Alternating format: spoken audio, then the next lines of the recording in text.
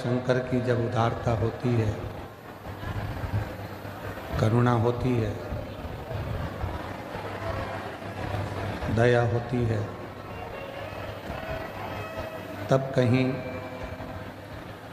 ये पवित्र पावन शिव महापुराण की कथा श्रवण करने का सौभाग्य प्राप्त होता है। चल नहीं रहे कोई सी भी बात से।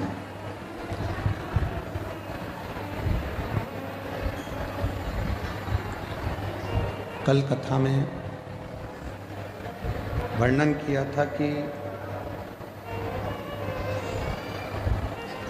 जो श्वासों में रमण कर रहे हैं वही शिव है।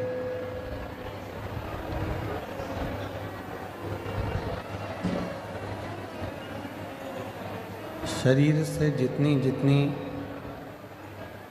21,600 श्वास जो रोज निकल रही है, वो 21,600 श्वास में जो श्वास के रूप में प्रतिदिन निकल रही है, आ रहे और जा रहे हैं, वो शिव है, वो शंकर है।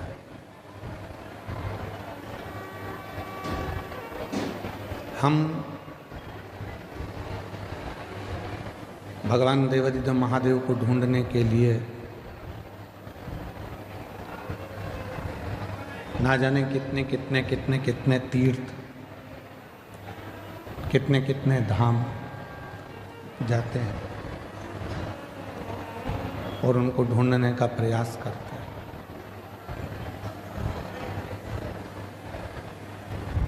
पर शिव महापुराण की कथा कहती है कि शिव को ढूंढने के लिए बहुत दूर हमको जाने की जरूरत नहीं पड़ती। भगवान शंकर को यदि हमें ढूंढना ही है तो एकांत में बैठकर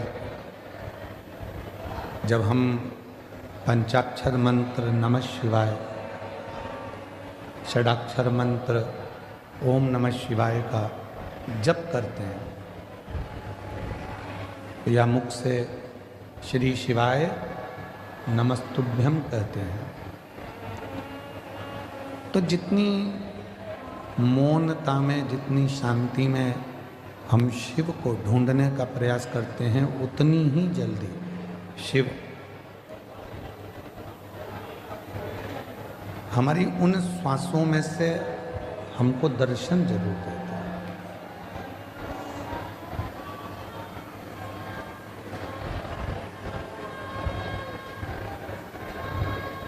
हम दूसरे को बोलते हैं कि ध्यान से पढ़ना,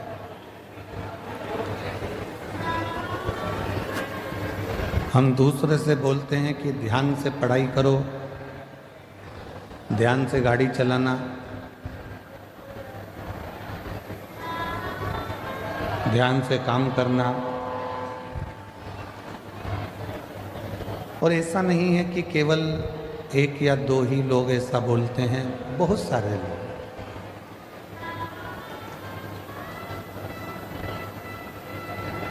आप अपने बच्चों से भी कहते हो ध्यान से पढ़ो, ध्यान से पढ़ाई करो, ध्यान से गाड़ी चलाओ, ध्यान से काम करो।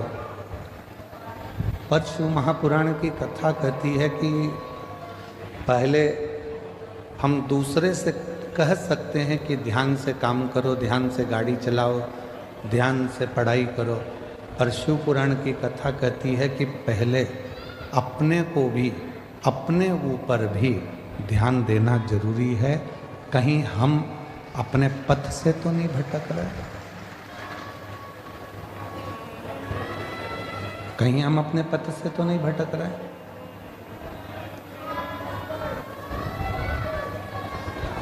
जगत को सुधारने का कार्य करते हैं और मालूम पड़े कि हम अपने ही पथ से भटक जाएं तो वो श्रेष्ठ नहीं।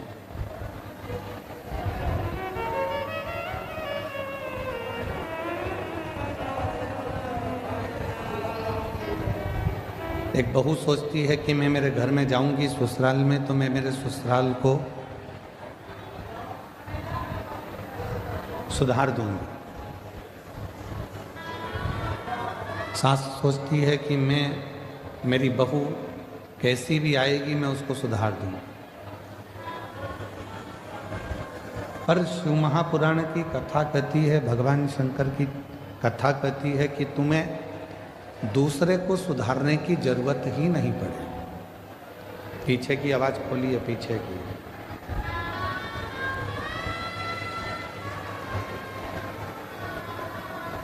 शिव महापुराण की कथा कहती है कि आपको दूसरे को सुधारने की जरूरत ही नहीं पड़े। जरूरत है हमें अपने आप को सुधारने की। अर्थात गायत्री परिवार में कहा जाता है कि हम सुधरेंगे युग सुधरेगा, मतलब हमको सुधारना स्वयं को जरूरी है।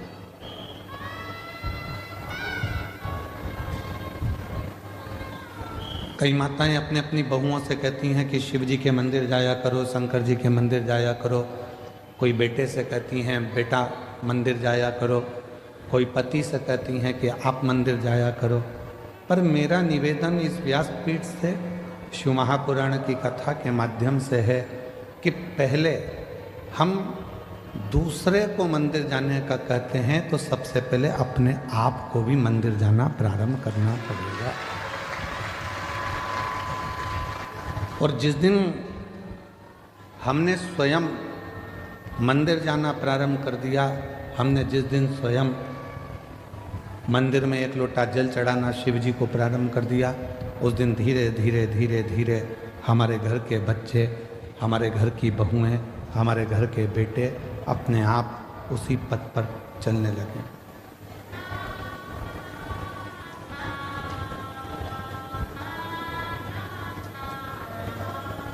हम कहते तुम करो,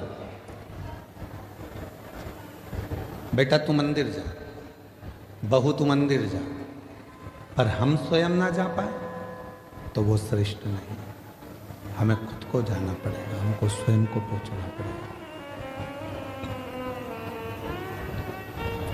और तेरे मंदिर में आना मेरा काम है, मेरी बिगड़ी बनाना तेरा काम है। जब आप अपना पिता मानकर भगवान शिव को, कालाधिपति महाकाल को, मेरे ओघड़दानी विश्वनाथ को, मेरे कुबरेश्वर महादेव को, मेरे शंकर भगवान को अपना पिता मानकर उसके करीब में जाकर बैठोगे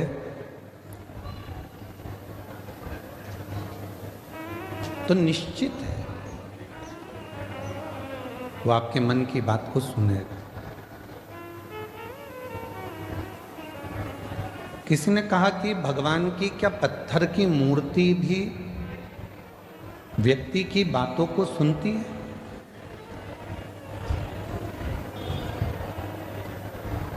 क्या पत्थर की मूर्ति हम जो कहेंगे वो सुनेगी? क्या वृक्ष हमारी बातों को सुनते हैं? क्या पशु पक्षी हमारी बातों को सुनते हैं?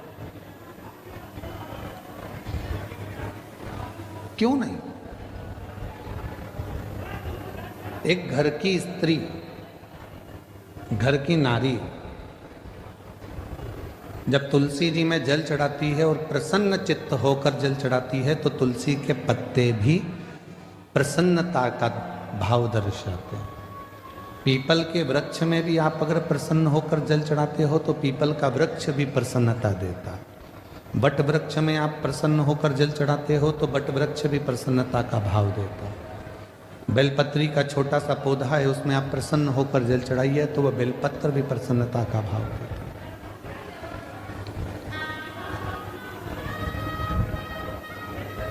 एक जीव, एक जंतु, पशु, पक्षी, वायुचर, जलचर, थलचर जितने भी हैं, चाहे वो मनुष्य हो, चाहे संसार के जितने भी जीव हों, वो सब यदि आप प्रसन्नता देते हो तो वो भी आपको प्रसन्नता जरूर प्रदान करते हैं।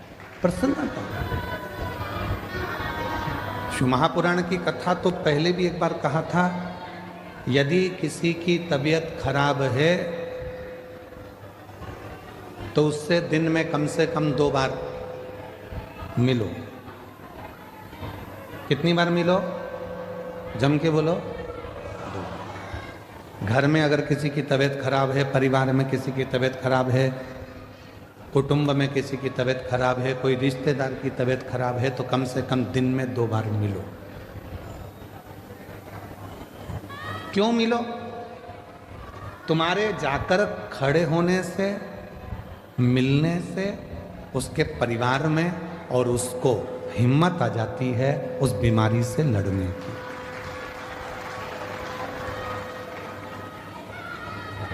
किसी की तबीयत खराब है तो दिन में, जम के बोलो, 2 बार मिलो। किसी का समय खराब है, बेकार समय चल रहा है, दुख की घड़ी चल रही है, कोई परेशानी आकर खड़ी हो गई है, तो शिव महापुराण की कथा कहती है उससे 3 बार मिलो। कितनी बार मिलना है? 3। तबीयत खराब है तो दिन में 2 बार मिलो, समय खराब चल रहा है तो दिन में 3 बार मिलो। कोई बात नहीं भैया, सब हो जाएगा, सब अच्छा समय आएगा, टेंशन मत लो। खड़े हो जाओ, उसकी दुख की घड़ी, उसकी परेशानी की घड़ी, उसकी संकट की घड़ी। महाराज, किसी की तबीयत खराब है तो दिन में 2 बार मिलो, किसी का समय खराब है तो दिन में 3 बार मिलो, और किसी की नीयत खराब है तो उसे सपने में भी मत मिलो। मान लो उसकी नीयत खराब है तो स्वप्न में भी उसको मत देखना, स्वप्न में भी उससे बात मत करो, मिलो ही मत। स्वास्थ्य खराब है, थोड़ा देर जाके मिल। आप लोगों से निवेदन है, आपके घर में बुजुर्ग माँ बाप रहते हैं, बूढ़े बूढ़े व्यक्ति रहते हैं, बेटों को फुर्सत नहीं है काम धंधे से, बहुओं को फुर्सत नहीं है अपने रसोई घर से और कार्य से, पर थोड़ा सा समय निकालकर 2 बार कम से कम अपने बुजुर्ग माँ बाप से बात करा कर। माँ कैसी हो, पापा कैसे हो, भाई कैसे हो, बहन कैसी हो, 2 बार। समय खराब चल रहा है, दुख की घड़ी है, परेशानी की घड़ी है, कष्ट की घड़ी है, कोई समस्या बहुत ज़्यादा पड़ी हुई है, कोई बहुत दुख की घड़ी में, समस्याओं की घड़ी में लोग घिरे पड़े हुए हैं, कोई समस्याओं की घड़ी में लोग घिरे हुए हैं, तो उस समय पर, उस घड़ी में, उस पल में, उस समय में, उस समस्या की घड़ी में कम से कम उसको 3 बार जाकर मिलना चाहिए। 3 बार।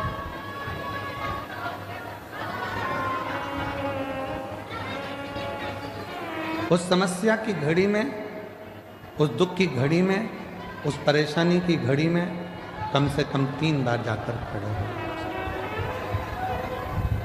कुछ मत दो, पर खड़े होकर थोड़ी सी हिम्मत दो, थोड़ी सी। कुछ नहीं दे सकते मत दो, पर थोड़ी हिम्मत दो। क्यों चिंता करना, क्यों टेंशन लेना, क्यों दुखी हो। और मैंने